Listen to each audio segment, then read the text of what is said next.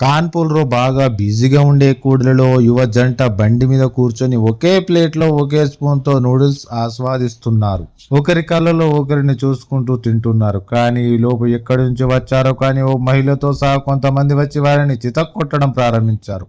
ముఖ్యంగా ఆ యువకుడిని ఓ మహిళ చెప్పు తీసుకొని కొట్టడం ప్రారంభించారు. చాలా మంది ఆ అమ్మాయి తరపు వారేమో అనుకున్నారు. కానీ నిజం మాత్రం ఆ మహిళ అబ్బాయి తల్లి.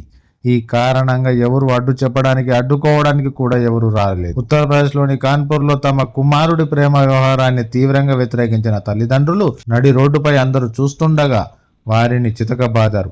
పోలీసుల కథనం ప్రకారం కాన్పూర్లోని గుజైని పోలీస్ స్టేషన్ పరిధిలోని రామ్ గోపాల్ కూడల వద్ద శుక్రవారం ఈ సంఘటన జరిగింది.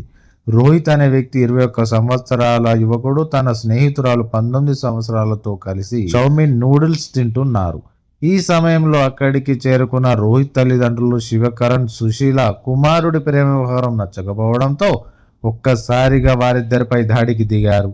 రోహిత్ తల్లి సుశీల యువ జంటను తీవ్రంగా కొడుతున్న దృశ్యాలు వైరల్ అయ్యాయి. అమ్మాయి అబ్బాయి వారు 2 వీలర్ పై తప్పించుకునే ప్రయత్నం చేయగా సుశీల యువతి జుట్టు పట్టుకొని లాగి మరీ కొట్టింది. రోహిత్ తండ్రి శివకరణ్ తన కొడుకును చెప్పుతో కొట్టాడు. సమాచారం అందుకున్న పోలీసులు వెంటనే అక్కడికి చేరుకున్నారు. ఇరు పక్షాలను పోలీస్ స్టేషన్ కు తరలించి కౌన్సిలింగ్ ఇచ్చారు.